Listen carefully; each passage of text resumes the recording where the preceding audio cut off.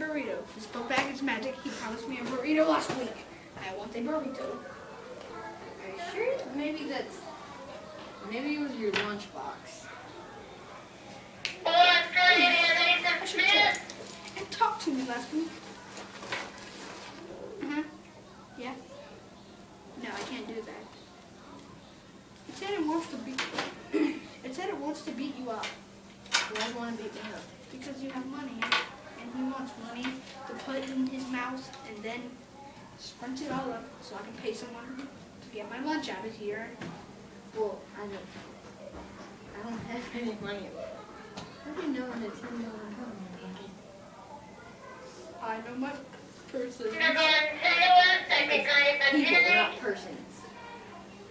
The lunchbox told me. The lunchbox told me it was persons. Maybe you shouldn't be listening to the lunchbox.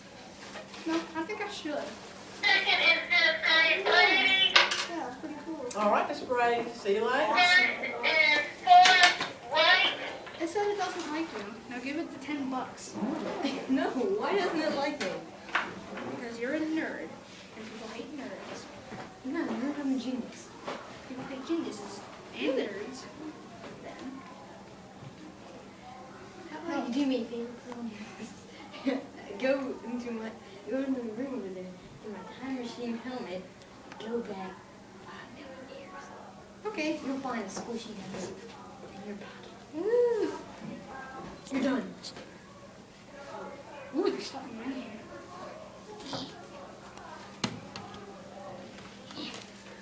My hand is stuck. You may have to get out of the chair. You dropped it. It's in my pocket. My hand is stuck. There we go. Boom, Joe. I'm not coming to get it, I'm just coming to get my head. Okay. Okay. Yeah, I'm just sweating. I know.